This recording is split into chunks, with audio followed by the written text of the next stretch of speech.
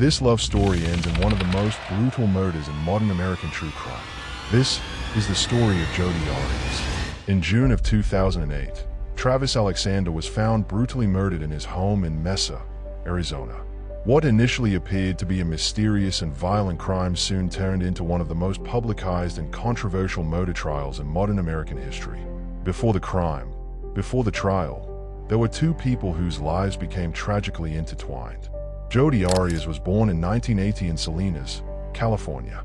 Her early life was marked by instability, and as a young adult, she moved frequently and held various jobs.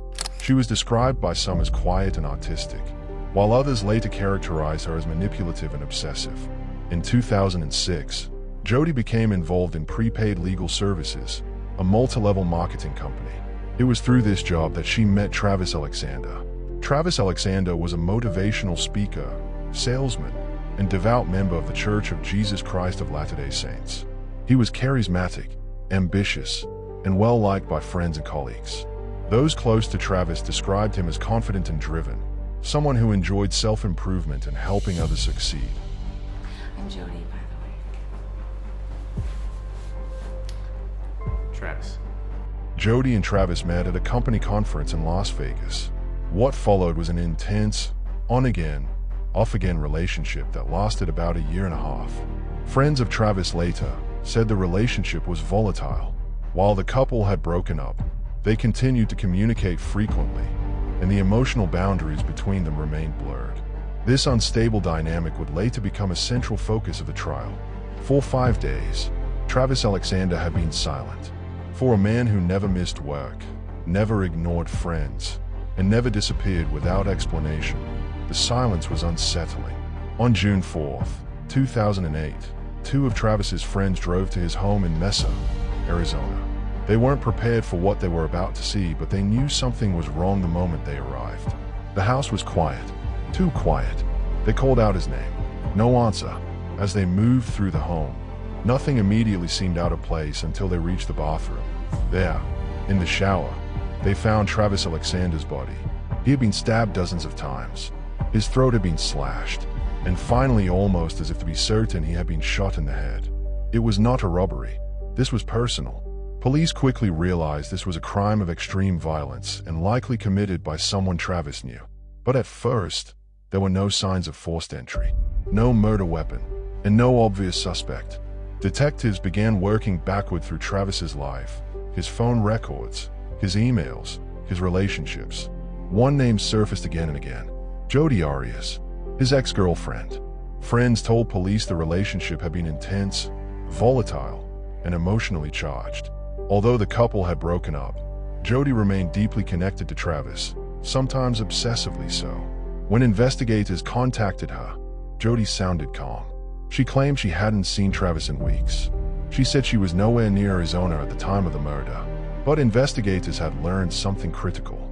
Jodi had no solid alibi, and her story was about to unravel. Police examined Travis's phone records and discovered dozens of calls and messages between him and Jodi in the days leading up to the murder. Then they found something even more disturbing. In the washing machine, investigators recovered a digital camera. At first, it appeared damaged beyond repair. But when technicians extracted the data, the truth emerged frame by frame. Photos showed Travis alive in the shower. Then moments later, images of him bleeding, collapsing, dying.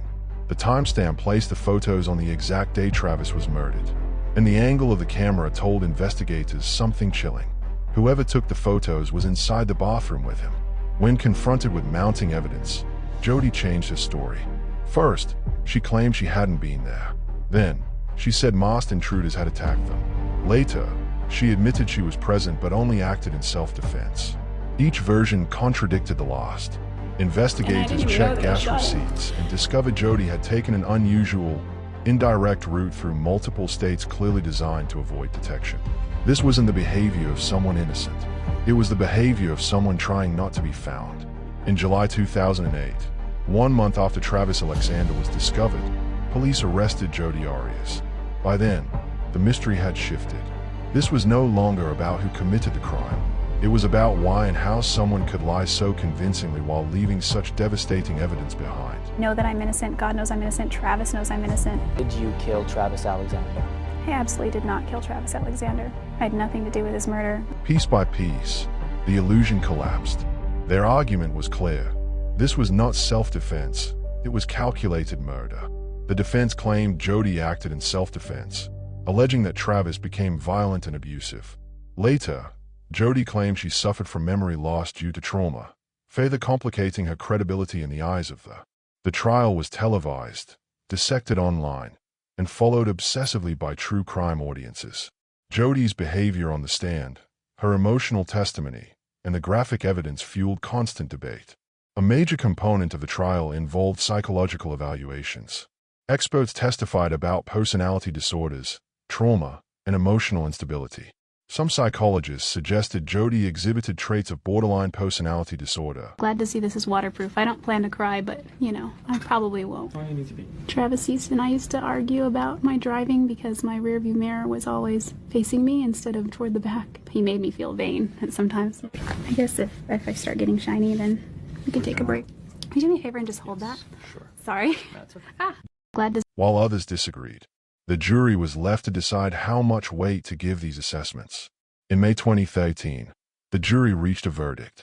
We, the jury, duly impaneled and sworn, in the above entitled action, upon our oaths, do find the defendant as to count 1, first-degree murder, guilty. 5. Jodi Arias was ultimately sentenced in 2015 to life in prison without the possibility of parole. For Travis Alexander's family, the sentence brought some closure but not peace. The murder of Travis Alexander was a tragedy that forever altered the lives of everyone involved. If you found this deep dive informative, consider liking the video, subscribing to the channel, and turning on notifications so you don't miss future true crime stories.